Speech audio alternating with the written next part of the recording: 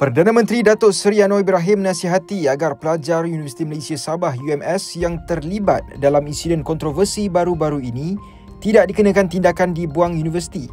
Sebaliknya diberi peluang kedua untuk meneruskan pengajian.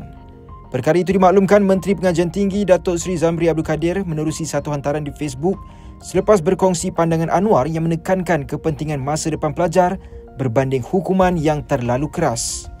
Terdahulu, seramai 13 pelajar UMS dikenal pasti terlibat dalam Perhimpunan Gempur Rasuah 2.0 yang berlangsung baru-baru ini.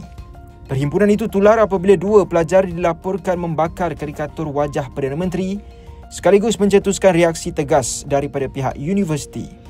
Naib Chancellor UMS, Profesor Datuk Dr. Kasim Mansor sebelum ini memaklumkan semua pelajar terbabit akan disiasat oleh Jawatankuasa Tata Tertib yang akan ditubuhkan mengikut prosedur Akta Universiti dan Kolej Universiti atau AUKU. 2 pelajar yang dikenal pasti terlibat secara langsung dalam insiden membakar karikatur turut berdepan kemungkinan digantung atau dibuang pengajian. UMS turut membuat laporan polis berkaitan kejadian tersebut sambil menegaskan bahawa perhimpunan itu tidak dianjurkan oleh pihak universiti serta mengecam tindakan yang dilihat melampaui batas kebebasan bersuara.